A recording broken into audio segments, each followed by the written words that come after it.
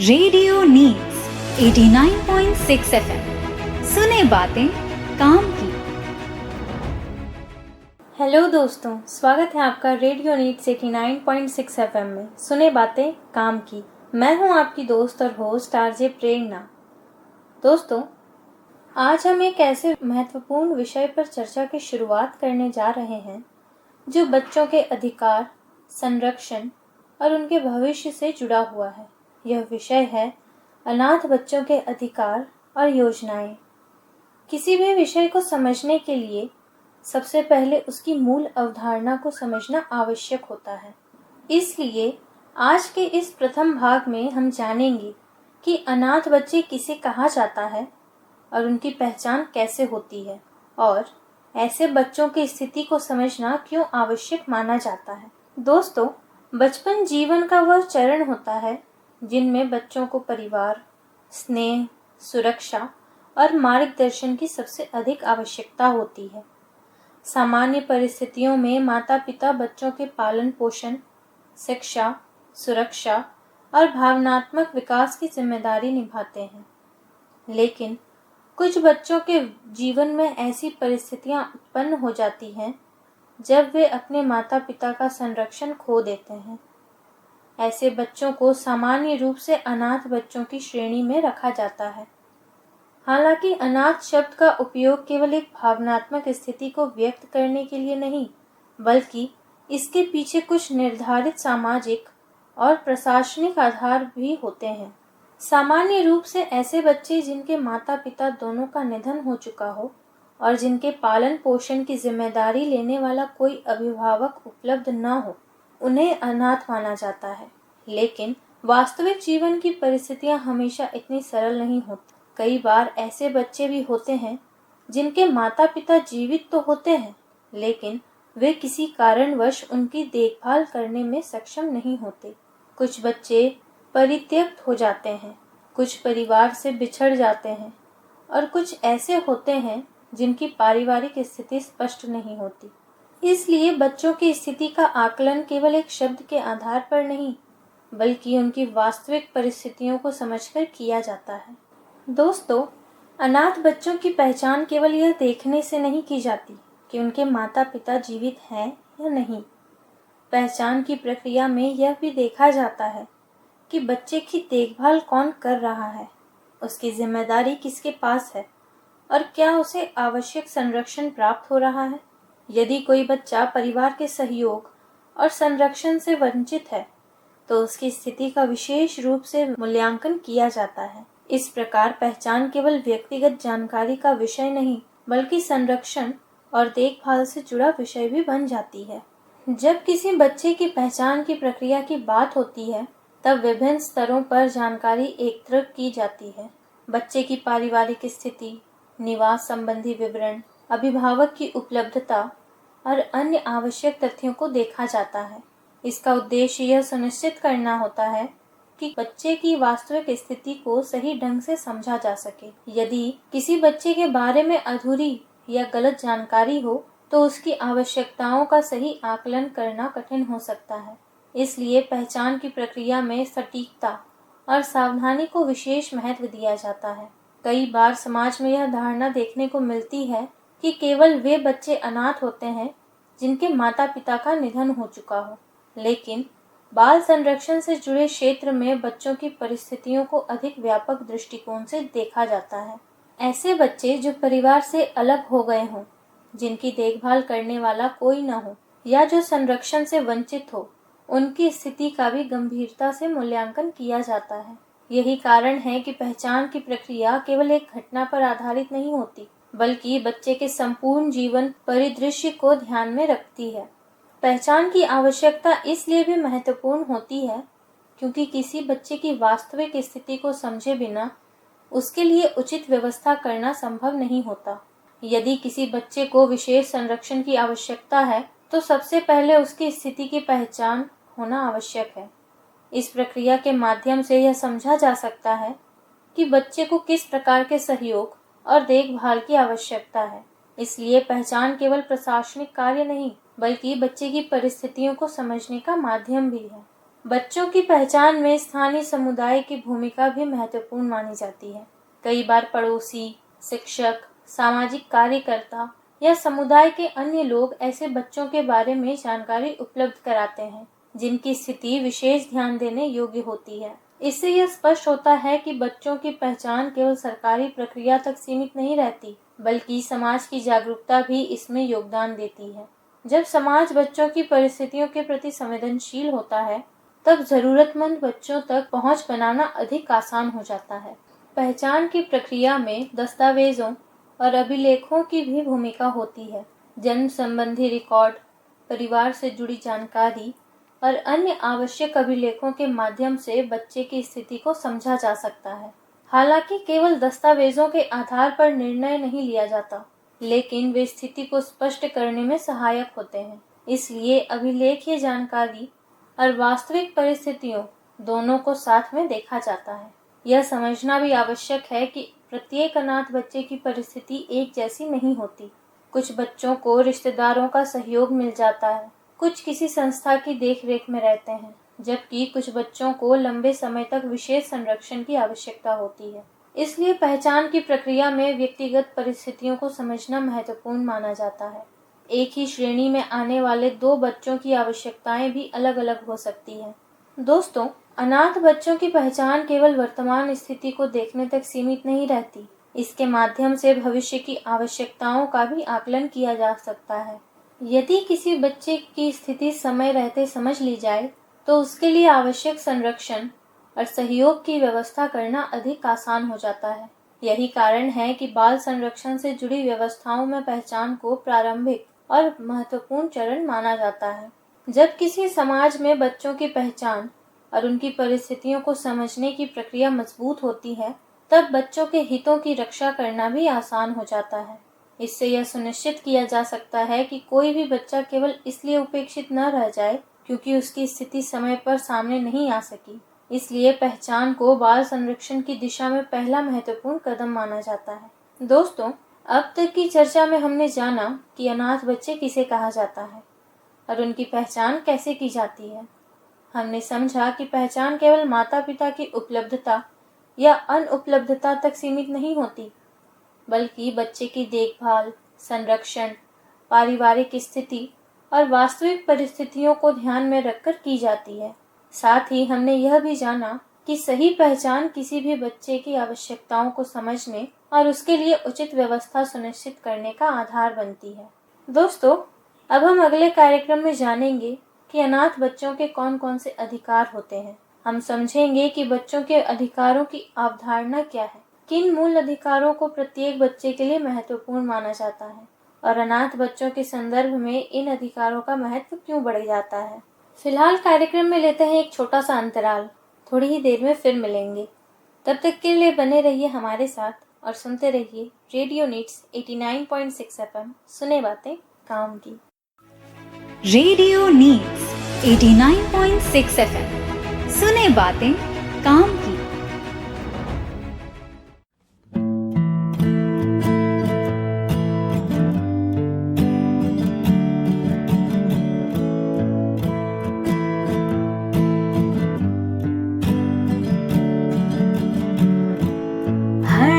बच्चा एक सितारा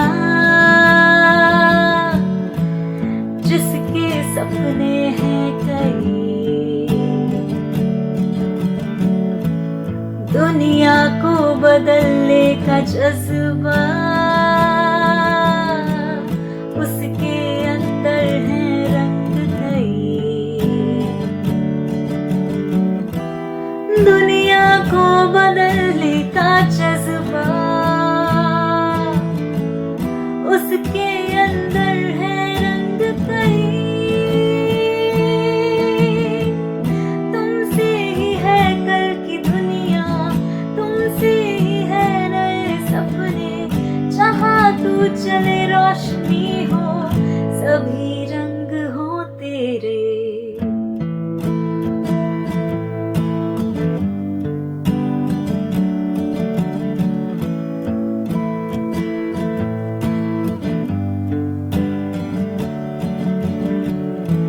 छोटी सी मुस्कान ताकत, आसमान में उड़ने का उनको है हक, हर कदम पे बढ़ते रहे वो, खुली आंखों से सपने बुनते रहे वो, कुछ भी हो कभी ना रुकना, हमेशा सपनों पर भरोसा रखना, तुमसे ही है कल की दुनिया, तुमसे ही है नए सपने, जहाँ तू चले रोशनी हो, सभी रंग हो तेरे,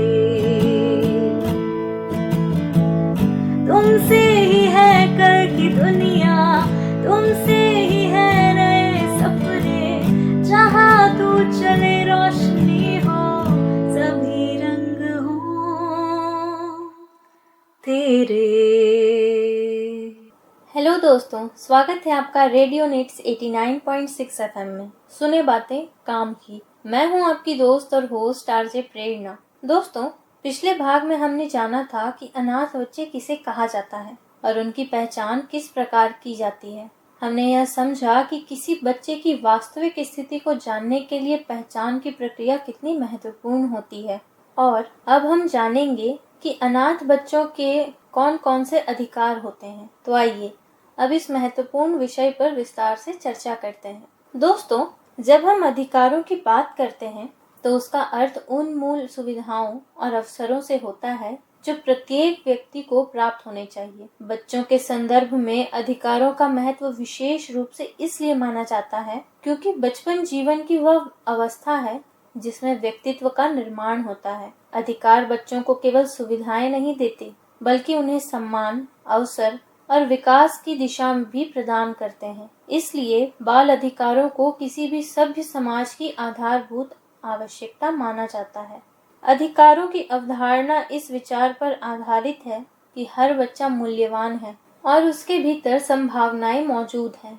किसी बच्चे का भविष्य केवल उसकी वर्तमान स्थिति से निर्धारित नहीं होता बल्कि उसे मिलने वाले अवसरों से भी प्रभावित होता है।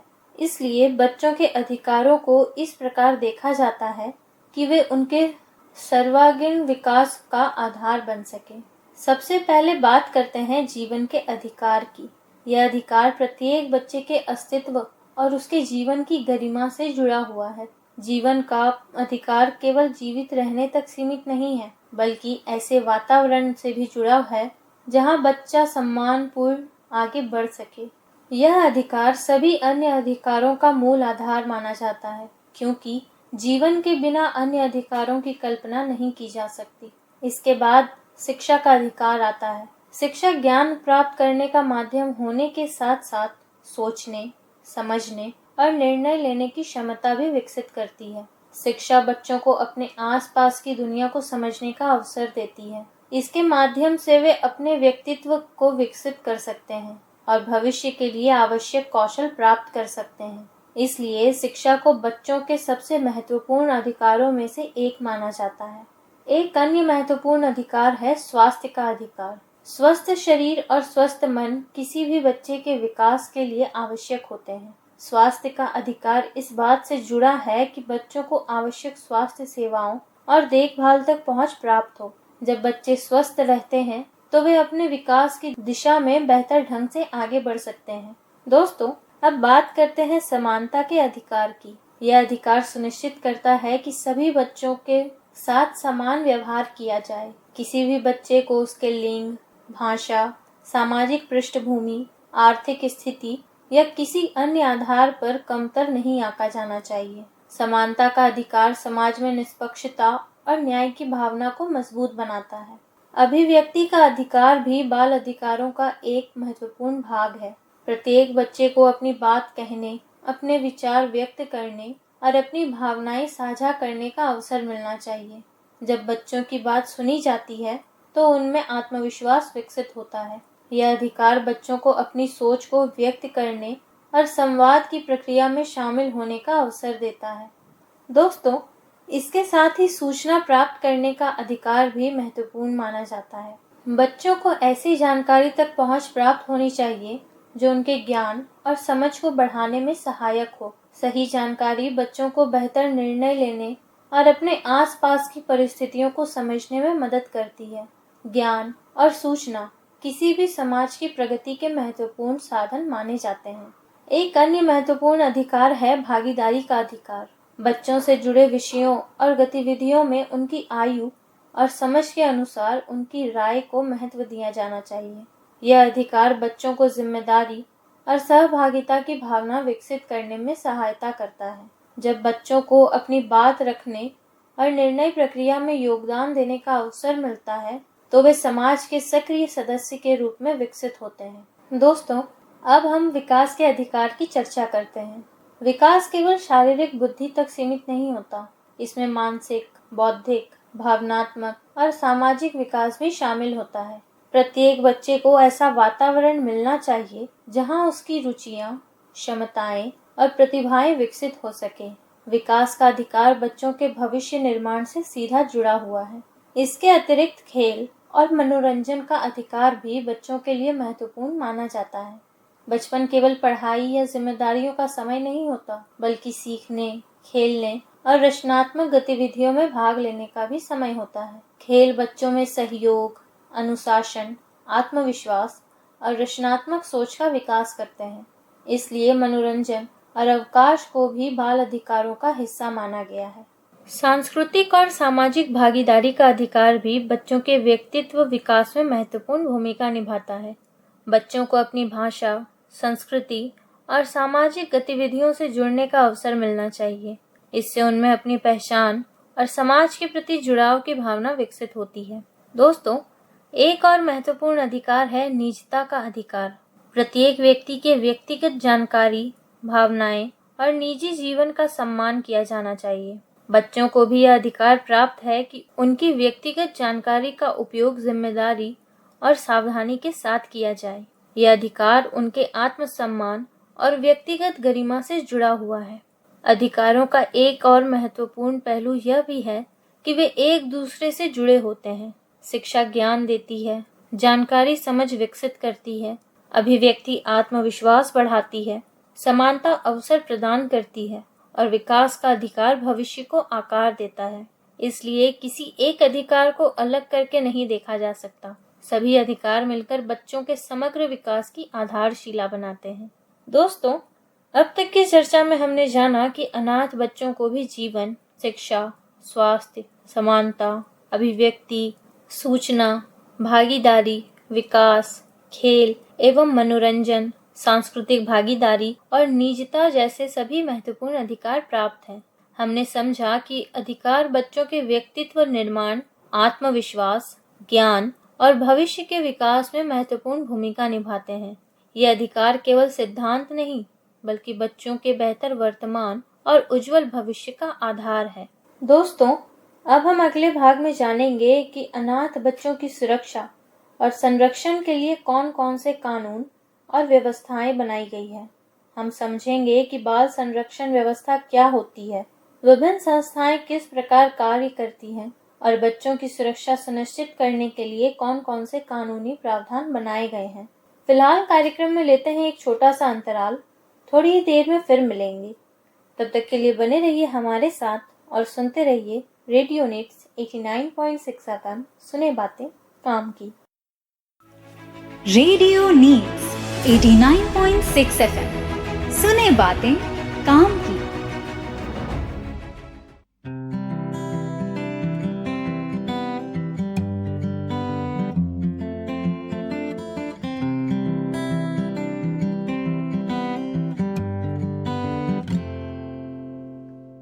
बचपन एक बार जो जाता है वो फिर न लौट के आता है। बचपन एक बार जो जाता है वो फिर न लौट के आता है। बच्चों को बचपन जीने दो, इनको सपने बुन लेने दो, खेल रास्ते चल लेने दो, बच्चों को बचपन जीने दो, इनको सपने बुन लेने दो, खेल खेल में सीख जाएंगे, अपने रास्ते चल लेने दो। छोटे छोटे कंधों पर ना रखो कोई बोझ भारी, बचपन है बस चंद लम्हों का, पर इसकी कीमत है बहुत बड़ी। बच्चों को बचपन जीने दो, इनको सपने बुन लेने दो, खेल खेल में सीख जाएंगे, अपने रास्ते चल लेने दो, बच्चों को बचपन जीने दो, इनको सपने बुन लेने दो, खेल खेल में सीख जाएंगे, अपने रास्ते चल लेने दो। अभी खिलौनों के बीच ही इनकी दुनिया बसने दो, भाई बहन और दोस्तों के संग इनको खुलकर हंसने दो। इस उम्र में समझदारी नहीं, मासूमियत प्यारी लगती है। बचपन की असली अहमियत तो बड़े होकर ही समझ आती है।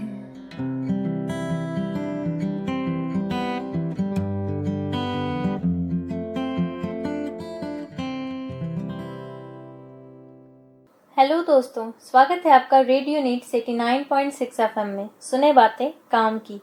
मैं हूं आपकी दोस्त और होस्ट आरजे प्रेरणा। दोस्तों, पिछले भाग में हमने जाना था कि अनाथ बच्चों के कौन कौन से अधिकार होते हैं। हमने जीवन, शिक्षा, स्वास्थ्य, समानता, अभिव्यक्ति, भागीदारी, विकास तथा अन्य महत्वपूर्ण अधिकारों को समझा और यह जाना कि ये अधिकार बच्चों के व्यक्तित्व निर्माण और भविष्य के विकास की आधारशिला है। और अब हम जानेंगे कि अनाथ बच्चों की सुरक्षा और संरक्षण के लिए कौन कौन से कानून और व्यवस्थाएं बनाई गई हैं। तो आइए अब हम इसी विषय पर चर्चा करते हैं। दोस्तों, किसी भी समाज की प्रगति का आकलन इस बात से किया जाता है कि वह अपने बच्चों की सुरक्षा के लिए कितनी प्रभावी व्यवस्था रखता है। बच्चों का संरक्षण केवल एक सामाजिक जिम्मेदारी नहीं, बल्कि एक संगठित प्रशासनिक और कानूनी व्यवस्था का भी हिस्सा है। विशेष रूप से ऐसे बच्चों के लिए जो अतिरिक्त देखभाल और संरक्षण की आवश्यकता रखते हैं, विभिन्न स्तरों पर व्यवस्थाएं विकसित की गई हैं ताकि उनके हितों की रक्षा की जा सके। जब हम बाल संरक्षण की बात करते हैं तो उसका अर्थ केवल किसी खतरे से बचाना नहीं होता। संरक्षण एक व्यापक अवधारणा है जिसमें बच्चों के हितों की रक्षा, उनके लिए सुरक्षित वातावरण की उपलब्धता, आवश्यक सहायता की व्यवस्था और उनके भविष्य को सुरक्षित बनाने से जुड़े प्रयास शामिल हैं। इसलिए संरक्षण को केवल एक कार्यवाही नहीं, बल्कि एक निरंतर प्रक्रिया माना जाता है। भारत में बच्चों की सुरक्षा के लिए विभिन्न कानूनी और संस्थागत व्यवस्थाएं विकसित की गई हैं। इन व्यवस्थाओं का उद्देश्य यह सुनिश्चित करना है कि बच्चों के हितों की रक्षा हो और यदि किसी बच्चे को विशेष सहयोग की आवश्यकता हो तो उसे समय पर उचित सहायता मिल सके। कानून और व्यवस्थाएं मिलकर एक ऐसा ढांचा तैयार करते हैं जिसके माध्यम से बच्चों के संरक्षण का कार्य किया जाता है। बाल संरक्षण व्यवस्था का एक महत्वपूर्ण आधार किशोर न्याय अधिनियम है, यानी बालकों की देखरेख और संरक्षण वाला अधिनियम। यह व्यवस्था उन बच्चों से संबंधित विभिन्न विषयों को व्यवस्थित करने का कार्य करती है जिन्हें विशेष देखभाल और संरक्षण की आवश्यकता होती है। इस कानून का उद्देश्य बच्चों के सर्वोत्तम हित को प्राथमिकता देना और उनके लिए आवश्यक सहयोग की व्यवस्था सुनिश्चित करना है। यह केवल कानूनी प्रावधान नहीं, बल्कि बाल हितों को केंद्र में रखने वाली एक महत्वपूर्ण व्यवस्था है। इस संरक्षण तंत्र में बाल कल्याण समिति, चाइल्ड वेलफेयर कमेटी की महत्वपूर्ण भूमिका होती है। यह समिति बच्चों से जुड़े मामलों की समीक्षा करती है और यह सुनिश्चित करने का प्रयास करती है कि बच्चों के हितों के अनुरूप निर्णय लिया जाए। समिति का कार्य केवल मामलों को सुनना नहीं, बल्कि बच्चों की आवश्यकताओं को समझना और उनके लिए उपयुक्त व्यवस्था सुनिश्चित करना भी होता है। इसके अतिरिक्त जिला बाल संरक्षण इकाइयां भी महत्वपूर्ण भूमिका निभाती हैं। इनका कार्य बाल संरक्षण से संबंधित गतिविधियों का समन्वय करना और विभिन्न व्यवस्थाओं के बीच संपर्क स्थापित करना होता है। जब अलग अलग स्तरों पर कार्यरत संस्थाएं समन्वय के साथ काम करती हैं, तो बच्चों तक सहायता पहुंचाने की प्रक्रिया अधिक प्रभावी बनती है। बाल संरक्षण के क्षेत्र में विशेषीकृत संस्थाओं की भी महत्वपूर्ण भूमिका होती है। ये संस्थाएं बच्चों के लिए आवश्यक देखभाल, मार्गदर्शन और सहयोग उपलब्ध कराने का कार्य करती हैं। उनका उद्देश्य बच्चों के लिए ऐसा वातावरण उपलब्ध कराना होता है जहां वे सुरक्षित महसूस कर सकें और अपने विकास की दिशा में आगे बढ़ सकें। संरक्षण व्यवस्था में परामर्श और मार्गदर्शन सेवाएं भी महत्वपूर्ण मानी जाती हैं। बच्चों के जीवन में कई बार ऐसी परिस्थितियां आती हैं जिनमें उन्हें भावनात्मक सहयोग और सही दिशा की आवश्यकता होती है। परामर्श सेवाएं बच्चों को अपनी भावनाओं को समझने, चुनौतियों का सामना करने और सकारात्मक दृष्टिकोण विकसित करने में सहायता करती है। यह संरक्षण का ऐसा पक्ष है जो बच्चों के मानसिक और भावनात्मक विकास से जुड़ा हुआ है। कानूनी व्यवस्थाओं का एक महत्वपूर्ण उद्देश्य यह भी है कि बच्चों के साथ होने वाले किसी भी प्रकार के शोषण, उपेक्षा या अनुचित व्यवहार को रोका जा सके। इसके लिए विभिन्न स्तरों पर निगरानी और हस्तक्षेप की व्यवस्थाएं विकसित की गई हैं। जब किसी व्यवस्था में निगरानी और जवाबदेही दोनों मौजूद हों, तो बच्चों के हितों की रक्षा अधिक प्रभावी ढंग से की जा सकती है।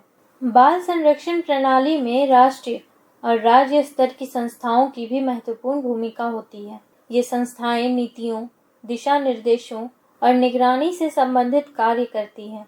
इनके माध्यम से यह सुनिश्चित करने का प्रयास किया जाता है कि बच्चों से जुड़ी व्यवस्थाएं निर्धारित मानकों के अनुसार कार्य करें और आवश्यक सुधार समय समय पर किए जा सकें। इसके साथ ही बाल अधिकार संरक्षण आयोग जैसी संस्थाएं भी बच्चों के हितों की रक्षा में महत्वपूर्ण भूमिका निभाती है।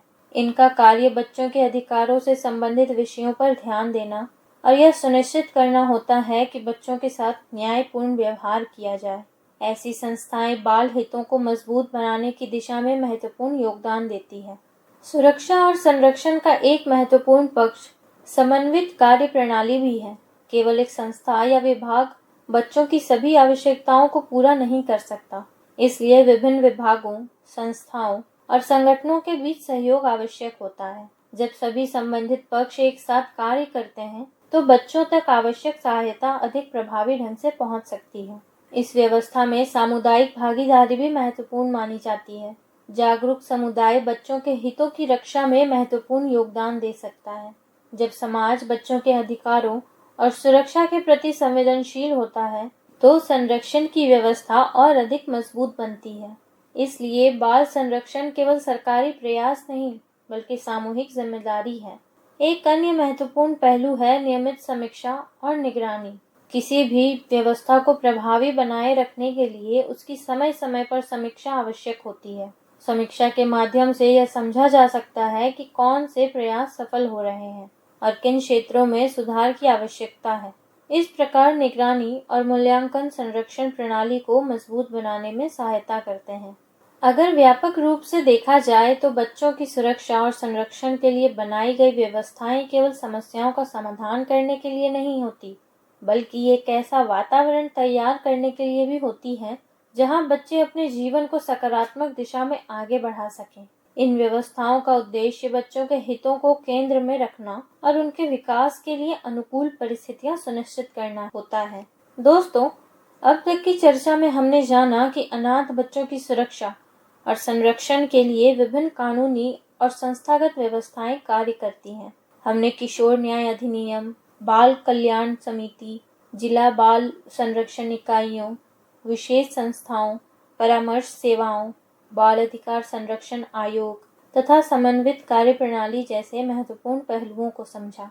साथ ही हमने यह भी जाना कि संरक्षण केवल सुरक्षा तक सीमित नहीं, बल्कि बच्चों के हितों और उनके भविष्य को मजबूत बनाने की एक व्यापक प्रक्रिया है। दोस्तों, अब हम अगले भाग में जानेंगे कि अनाथ बच्चों के लिए सरकार द्वारा कौन कौन सी प्रमुख योजनाएं संचालित की जाती हैं।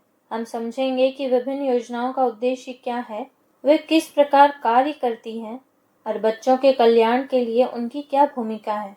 फिलहाल कार्यक्रम में लेते हैं एक छोटा सा अंतराल, थोड़ी ही देर में फिर मिलेंगे। तब तक के लिए बने रहिए हमारे साथ और सुनते रहिए रेडियो नीड्स 89.6 FM, सुने बातें काम की। रेडियो नीड्स 89.6 FM, सुने बातें काम की। हेलो दोस्तों, स्वागत है आपका रेडियो नीड्स 89.6 FM में सुने बातें काम की। मैं हूं आपकी दोस्त और होस्ट आरजे प्रेरणा। दोस्तों, पिछले भाग में हमने जाना था कि अनाथ बच्चों की सुरक्षा और संरक्षण के लिए कौन कौन से कानून और व्यवस्थाएं बनाई गई हैं। हमने बाल संरक्षण से जुड़ी संस्थाओं, कानूनी ढांचों और विभिन्न व्यवस्थाओं की भूमिका को समझा। और अब हम जानेंगे कि अनाथ बच्चों के लिए सरकार द्वारा कौन कौन सी प्रमुख योजनाएं संचालित की जाती हैं। हम यह समझेंगे कि इन योजनाओं का उद्देश्य क्या है और वे बच्चों के कल्याण में किस प्रकार योगदान देती हैं। तो आइए अब इसी विषय पर विस्तार से चर्चा करते हैं। दोस्तों, किसी भी समाज में बच्चों का विकास केवल अधिकारों और सुरक्षा की व्यवस्था से ही सुनिश्चित नहीं होता। इसके लिए ऐसी योजनाओं की भी आवश्यकता होती है जो बच्चों की आवश्यकताओं को ध्यान में रखते हुए उन्हें सहयोग और अवसर प्रदान कर सके। यही कारण है कि समय समय पर विभिन्न सरकारी योजनाएं विकसित की जाती हैं, जिनका उद्देश्य बच्चों के जीवन को अधिक सुरक्षित, व्यवस्थित और विकासोन्मुख बनाना होता है। योजनाओं का महत्व इसलिए भी बढ़ जाता है क्योंकि वे बच्चों के कल्याण से जुड़े प्रयासों को एक संगठित दिशा प्रदान करती है। किसी भी योजना का उद्देश्य केवल सहायता प्रदान करना नहीं होता, बल्कि बच्चों तक आवश्यक सेवाओं और अवसरों को व्यवस्थित रूप से पहुंचाना भी होता है। इस दृष्टि से देखा जाए तो योजनाएं बाल कल्याण व्यवस्था का एक महत्वपूर्ण हिस्सा है। दोस्तों, अनाथ बच्चों के लिए संचालित योजनाओं में सबसे महत्वपूर्ण योजनाओं में से एक है मिशन वात्सल्य। यह बच्चों के संरक्षण, देखभाल और समग्र विकास से जुड़ी एक व्यापक पहल है। इस योजना का उद्देश्य बच्चों के लिए ऐसी व्यवस्थाएं विकसित करना है जिनके माध्यम से उन्हें आवश्यक सहयोग और देखभाल प्राप्त हो सके। मिशन वात्सल्य केवल एक योजना नहीं, बल्कि बाल कल्याण को मजबूत बनाने का एक समग्र प्रयास माना जाता है। मिशन वात्सल्य के अंतर्गत विभिन्न प्रकार की सेवाओं और व्यवस्थाओं को एकीकृत करने का प्रयास किया जाता है। इसका उद्देश्य यह सुनिश्चित करना होता है कि बच्चों की आवश्यकताओं को अलग अलग नहीं, बल्कि समग्र दृष्टिकोण से समझा जाए। जब किसी बच्चे की शिक्षा, देखभाल, मार्गदर्शन और विकास से जुड़े पहलुओं को एक साथ देखा जाता है, तब उसके हितों की बेहतर सुरक्षा संभव हो पाती है। एक अन्य महत्वपूर्ण योजना है स्पॉन्सरशिप और फोस्टर केयर योजना। इस व्यवस्था का उद्देश्य बच्चों को ऐसा वातावरण उपलब्ध कराना है जहां वे परिवार जैसी देखभाल और सहयोग का अनुभव प्राप्त कर सकें। यह योजना इस विचार पर आधारित है कि बच्चों का विकास ऐसे वातावरण में बेहतर ढंग से हो सकता है जहां उन्हें व्यक्तिगत ध्यान और सहयोग प्राप्त हो। सरकार द्वारा संचालित बाल देखभाल संस्थानों से जुड़ी व्यवस्थाएं भी महत्वपूर्ण भूमिका निभाती है। इन संस्थानों का उद्देश्य बच्चों के लिए आवश्यक सुविधाओं और सहयोग की उपलब्धता सुनिश्चित करना है। यहाँ बच्चों के दैनिक जीवन, शिक्षा, गतिविधियों और विकास से जुड़े विभिन्न पहलुओं पर ध्यान दिया जाता है। इस प्रकार ये संस्था बच्चों के लिए एक व्यवस्थित वातावरण उपलब्ध कराने का प्रयास करते हैं। योजनाओं की चर्चा में आफ्टर केयर कार्यक्रम का भी विशेष महत्व है। कई बार बच्चों को एक निश्चित आयु के बाद नए जीवन चरण में प्रवेश करना होता है। ऐसे समय में उन्हें मार्गदर्शन और सहयोग की आवश्यकता हो सकती है। आफ्टर केयर जैसी व्यवस्थाएं बच्चों को जीवन की नई परिस्थितियों के अनुरूप तैयार करने और उन्हें आत्मनिर्भर बनने की दिशा में सहायता करने का प्रयास करती है। इसके अतिरिक्त विभिन्न राज्यों में बच्चों के कल्याण के लिए विशेष योजनाएं भी संचालित की जाती हैं। राज्य सरकारें स्थानीय आवश्यकताओं और परिस्थितियों को ध्यान में रखते हुए ऐसी योजनाएं विकसित कर सकती हैं जिनका उद्देश्य बच्चों तक अधिक प्रभावी सहायता पहुंचाना हो। इस प्रकार राष्ट्रीय और राज्य स्तर की योजनाएं मिलकर बच्चों के कल्याण के लिए कार्य करती हैं। कुछ योजनाएं बच्चों के व्यक्तित्व विकास पर भी विशेष ध्यान देती हैं। इनका उद्देश्य केवल मूलभूत आवश्यकताओं की पूर्ति तक सीमित नहीं होता, बल्कि बच्चों की प्रतिभा, कौशल और आत्मविश्वास को विकसित करना भी होता है। जब बच्चों को अपनी क्षमताओं को पहचानने और उन्हें विकसित करने का अवसर मिलता है, तब वे भविष्य की चुनौतियों का सामना अधिक प्रभावी ढंग से कर सकते हैं। योजनाओं का एक महत्वपूर्ण पक्ष यह भी है कि वे बच्चों को सामाजिक मुख्यधारा से जोड़ने का प्रयास करती हैं। किसी भी बच्चे के विकास के लिए यह आवश्यक होता है कि उसे समाज में सहभागिता और प्रगति के अवसर प्राप्त हों। योजनाएं इस दिशा में सकारात्मक भूमिका निभाती है और बच्चों को विभिन्न अवसरों से जोड़ने का कार्य करती हैं। सरकारी योजनाओं की सफलता केवल उनके निर्माण पर निर्भर नहीं करती, बल्कि उनके प्रभावी क्रियान्वयन पर भी निर्भर करती है। यदि योजनाओं का संचालन व्यवस्थित रूप से किया जाए और उनकी जानकारी संबंधित लोगों तक पहुंचे, तो उनका लाभ अधिक व्यापक रूप से प्राप्त किया जा सकता है। इसलिए जागरूकता और क्रियान्वयन दोनों को समान रूप से महत्वपूर्ण माना जाता है। दोस्तों, योजनाओं से जुड़ी एक और महत्वपूर्ण बात यह है कि वे समय के साथ बदलती आवश्यकताओं के अनुसार विकसित होती रहती है। समाज और बच्चों की ज़रूरतों में परिवर्तन होने पर योजनाओं में भी आवश्यक सुधार किए जाते हैं। यही कारण है कि बाल कल्याण से जुड़ी व्यवस्थाओं को लगातार मजबूत बनाने का प्रयास किया जाता है। कई योजनाएं बच्चों को केवल वर्तमान में सहायता प्रदान करने तक सीमित नहीं रहती, बल्कि उनके भविष्य को ध्यान में रखकर भी कार्य करती है। उनका उद्देश्य ऐसा वातावरण तैयार करना होता है जिसमें बच्चे अपनी क्षमता के अनुसार आगे बढ़ सकें और जीवन में सकारात्मक दिशा प्राप्त कर सकें। इस प्रकार योजनाएं बच्चों के दीर्घकालिक विकास में भी योगदान देती है। यदि व्यापक रूप से देखा जाए तो सरकारी योजनाएं बच्चों के जीवन में अवसरों का विस्तार करने का माध्यम बनती है। वे बच्चों को सहयोग, मार्गदर्शन, विकास और सामाजिक सहभागिता से जोड़ने का कार्य करती हैं। यही कारण है कि बाल कल्याण की चर्चा में योजनाओं को विशेष महत्व दिया जाता है। दोस्तों, अब तक की चर्चा में हमने जाना कि अनाथ बच्चों के लिए सरकार द्वारा विभिन्न महत्वपूर्ण योजनाएं संचालित की जाती हैं। हमने मिशन वात्सल्य, स्पॉन्सरशिप और फॉस्टर केयर, बाल देखभाल संस्थानों, आफ्टर केयर कार्यक्रमों तथा अन्य कल्याणकारी पहलों के बारे में समझा। साथ ही हमने यह भी जाना कि इन योजनाओं का उद्देश्य बच्चों को अवसर, सहयोग और विकास के लिए अनुकूल वातावरण उपलब्ध कराना है। दोस्तों, अब हम आगे जानेंगे कि अनाथ बच्चों की शिक्षा, स्वास्थ्य और पुनर्वास के लिए कौन कौन से प्रयास किए जाते हैं। हम समझेंगे कि बच्चों के समग्र विकास के लिए इन तीनों क्षेत्रों का महत्व क्या है और विभिन्न व्यवस्थाएं किस प्रकार इस दिशा में कार्य करती हैं। फिलहाल कार्यक्रम में लेते हैं एक छोटा सा अंतराल। थोड़ी ही देर में फिर मिलेंगे। तब तक के लिए बने रहिए हमारे साथ और सुनते रहिए रेडियो नीड्स 89.6 FM। सुने बातें काम की। Radio needs 89.6 FM। सुने बातें काम की। हेलो दोस्तों, स्वागत है आपका रेडियो नीड्स 89.6 FM। सुने बातें काम की। मैं हूं आपकी दोस्त और होस्ट आरजे प्रेरणा।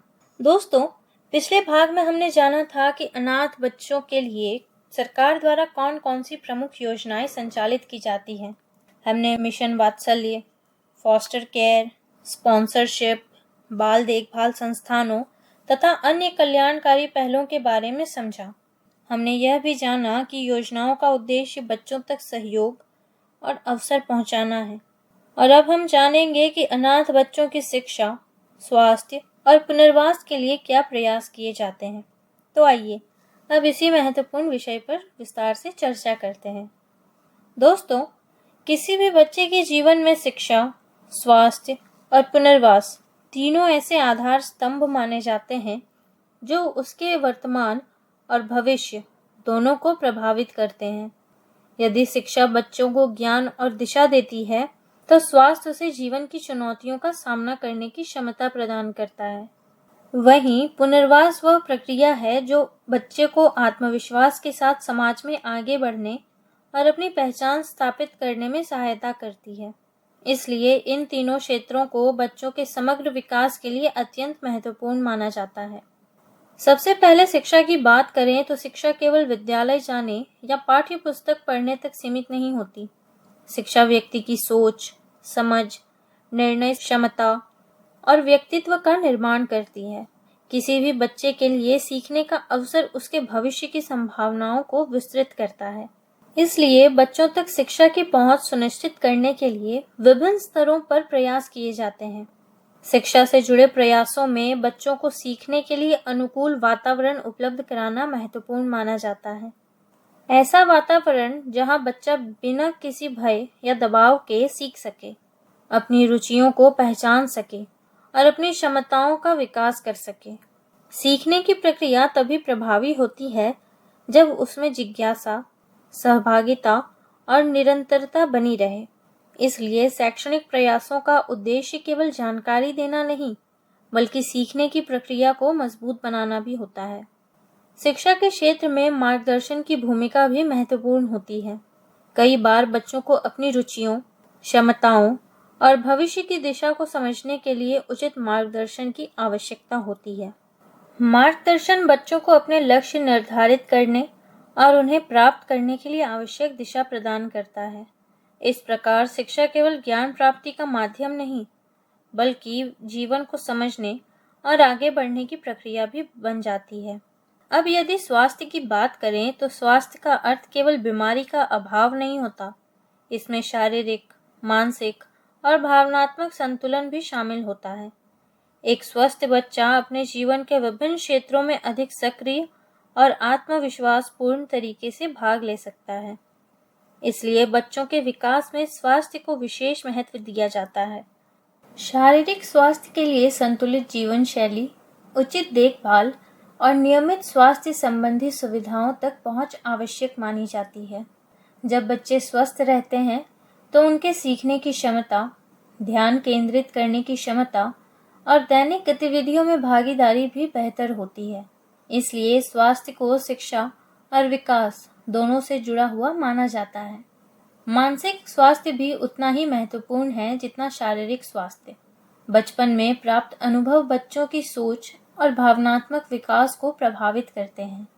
इसलिए बच्चों को ऐसा वातावरण उपलब्ध कराने पर बल दिया जाता है जहां वे अपनी भावनाओं को समझ सकें, आत्मविश्वास विकसित कर सकें और सकारात्मक सोच के साथ आगे बढ़ सकें।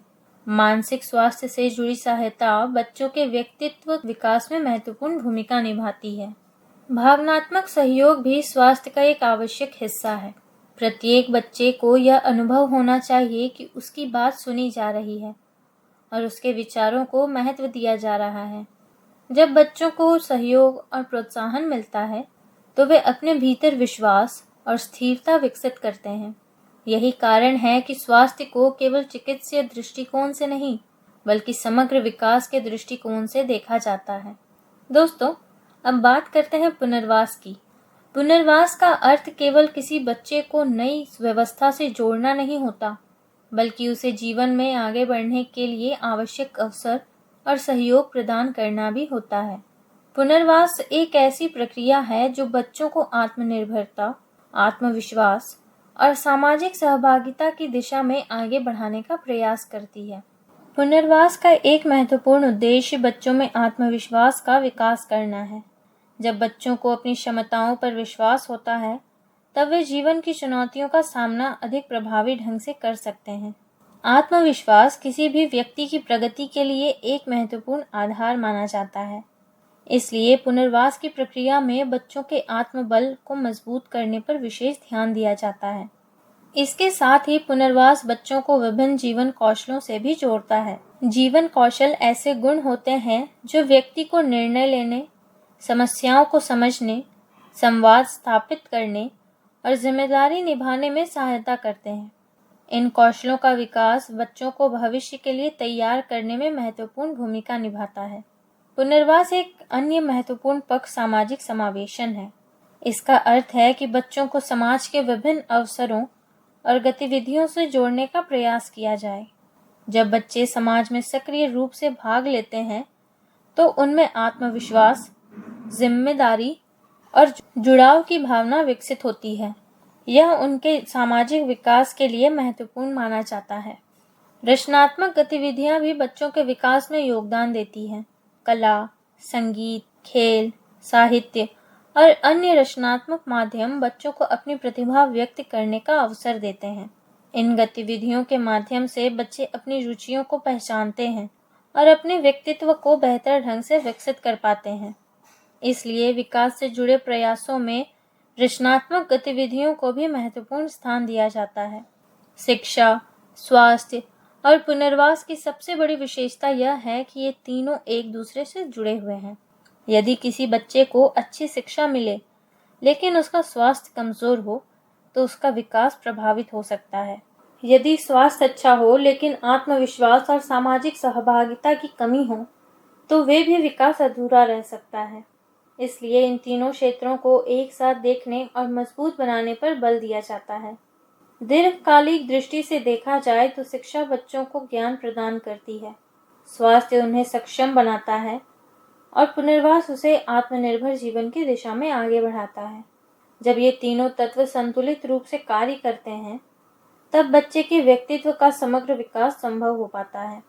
यही कारण है कि बच्चों के कल्याण से जुड़े प्रयासों में इन तीनों क्षेत्रों को विशेष महत्व दिया जाता है। दोस्तों, अब तक की चर्चा में हमने जाना कि अनाथ बच्चों की शिक्षा, स्वास्थ्य और पुनर्वास के लिए विभिन्न प्रकार के प्रयास किए जाते हैं।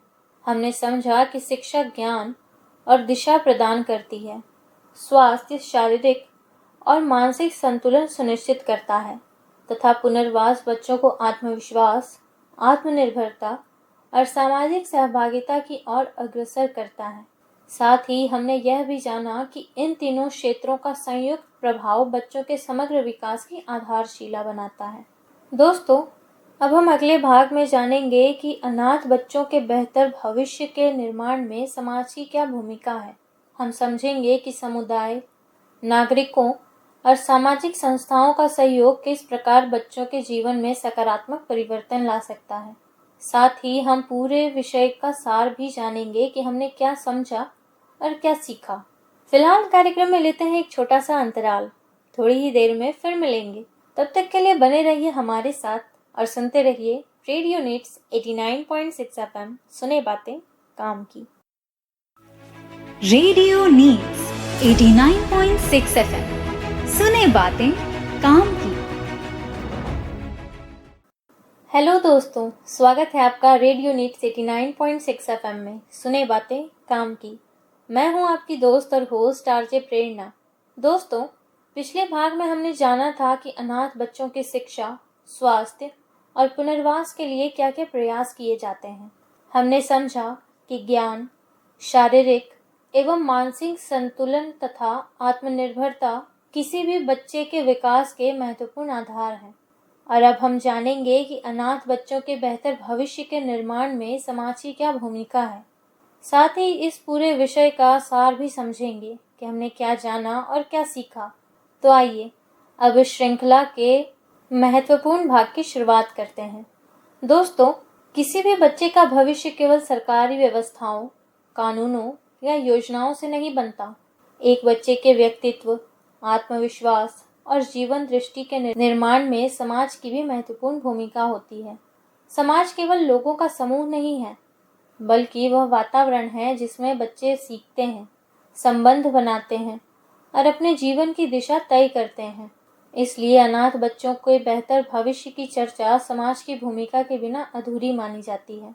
सबसे पहले यह समझना आवश्यक है कि समाज की भूमिका सहायता देने तक सीमित नहीं होती।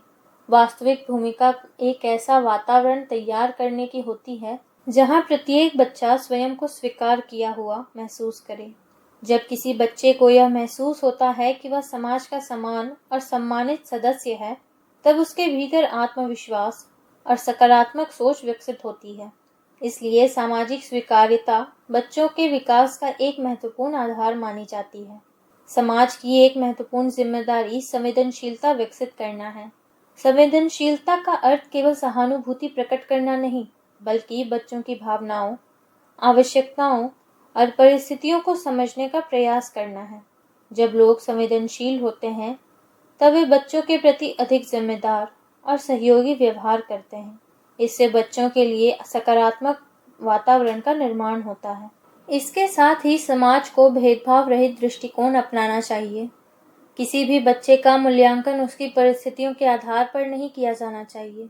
यदि समाज बच्चों को उनकी क्षमताओं, प्रतिभाओं और व्यक्तित्व के आधार पर स्वीकार करता है, तो वे स्वयं को अधिक आत्मविश्वास पूर्ण महसूस करते हैं। समान व्यवहार सामाजिक समावेश की दिशा में एक महत्वपूर्ण कदम माना जाता है। समुदाय की भूमिका जागरूकता बढ़ाने में भी महत्वपूर्ण होती है। जब लोग बच्चों के अधिकारों, उनकी आवश्यकताओं और उनसे जुड़े विषयों के बारे में जानकारी रखते हैं, तो वे अधिक प्रभावी ढंग से सहयोग कर सकते हैं। जागरूक समाज बच्चों के हितों की रक्षा करने और उनके विकास के लिए अनुकूल परिस्थितियां तैयार करने में सक्षम होता है। सामाजिक संस्थाएं भी इस दिशा में महत्वपूर्ण योगदान देती हैं। विभिन्न संगठन बच्चों के विकास, मार्गदर्शन, प्रशिक्षण और सामाजिक सहभागिता से जुड़े कार्यक्रम संचालित करते हैं। इन प्रयासों का उद्देश्य बच्चों को नए अवसरों से जोड़ना और उनके आत्मविश्वास को मजबूत करना होता है। सामाजिक संस्थाएं समाज और बच्चों के बीच एक महत्वपूर्ण सेतु का कार्य करती हैं।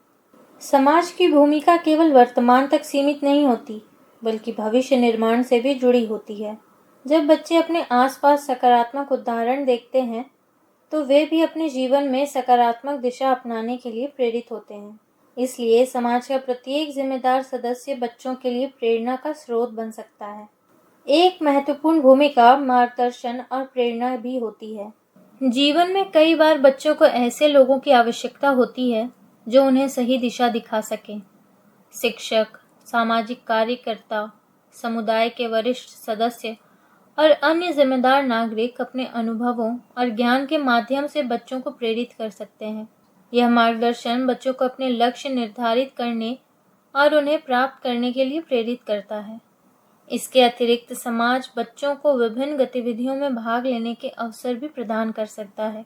सांस्कृतिक कार्यक्रम, खेल गतिविधियां, रचनात्मक मंच और सामुदायिक कार्यक्रम बच्चों को अपनी प्रतिभा दिखाने और नए अनुभव प्राप्त करने का अवसर देते हैं।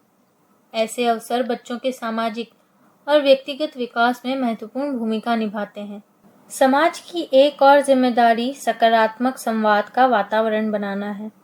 जब बच्चों की बातों को महत्व दिया जाता है और उनकी राय को सुना जाता है, तो उनमें आत्मविश्वास विकसित होता है।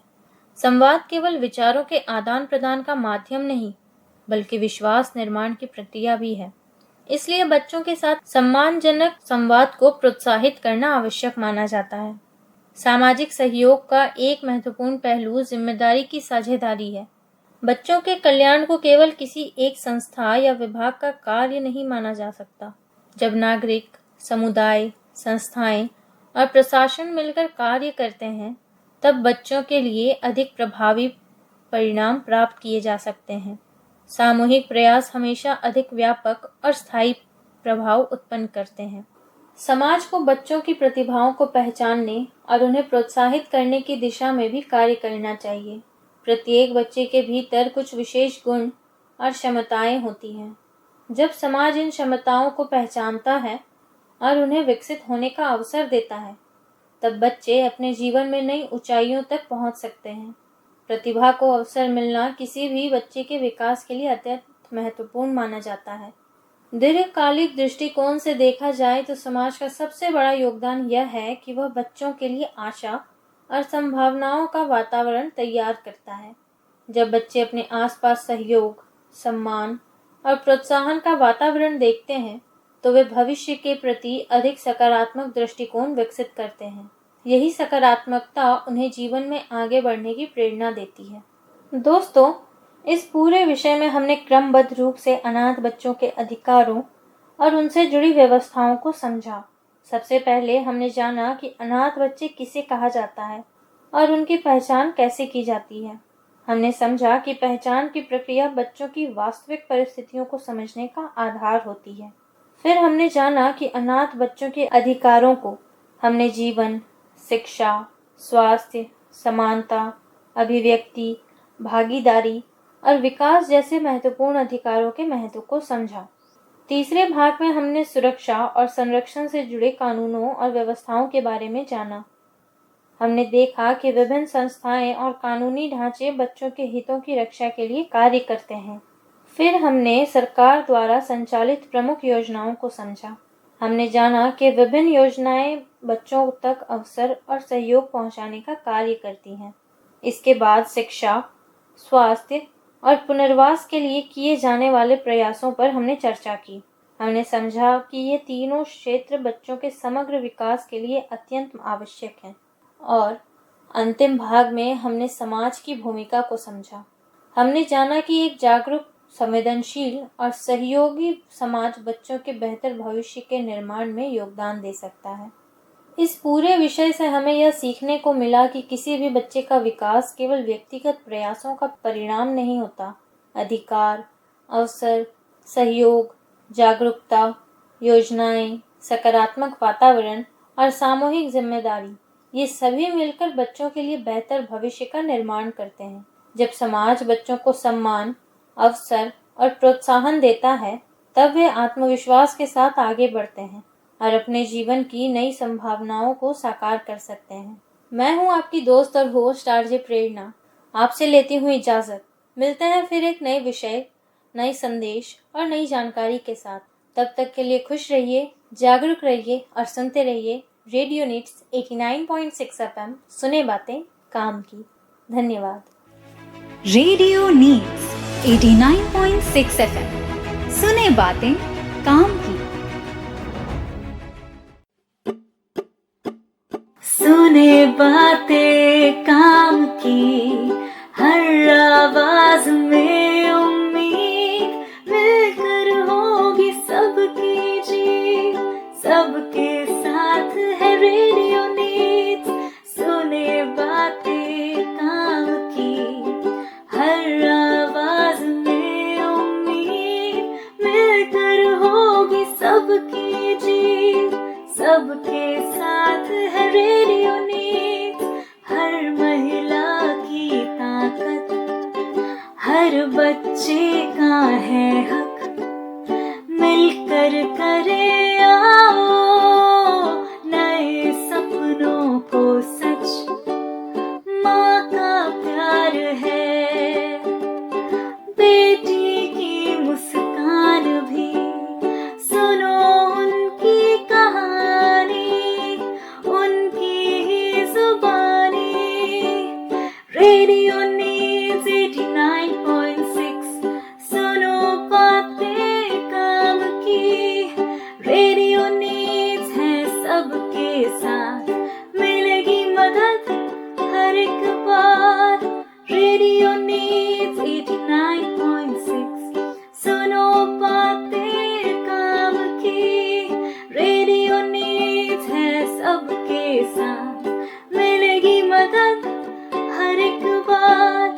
सुनो रेडियो नीड्स का है रंग, काम की बातें मिले नई उमंग। सुनो रेडियो नीड्स का है रंग, काम की बातें मिले नई उमंग। जहाँ हर एक बात हो सही और जरूरी, किसी की भी कहानी ना रहे अधूरी।